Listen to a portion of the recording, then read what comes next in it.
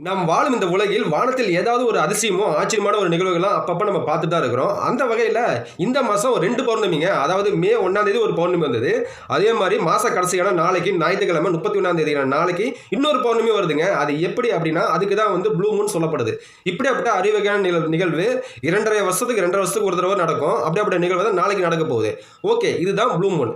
Micro மூன்னா என்ன அப்படின்னா, இந்த பூமியிலிருந்து நிலவு வந்து நீள்வட்ட பாதையில சுற்றி வருது. இப்படி சுற்றி வரும்போது அது தூரத்திலான புள்ளியில இருக்கும் பொழுது சுமார் 4,05,000 கிலோமீட்டர் தூரத்தில் இருக்கும் பொழுது இந்த நிலவோட அளவானது அது தோற்றமும் மிகவும் சின்னதா தெரியும். அதாவது 14% அளவுக்கு சின்னதா தெரியும் அப்படின்னு சொல்றாங்க.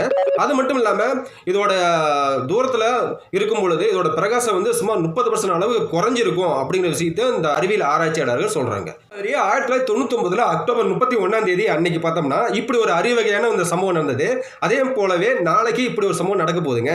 இப்படியாப்பட்ட அரிவகையான ஒரு காட்சி வந்து மேகமூட்டங்கள் வானத்தில் இல்லாத சூழ்நிலை இருக்கும் பொழுது நம்ம இந்த அரிவகையான காட்சியை வந்து வெறுங்கண்ணால பார்க்க முடியும் அப்படிங்கிற விஷயத்தை இந்த நாசா விஞ்ஞானிகள் சொல்றாங்க.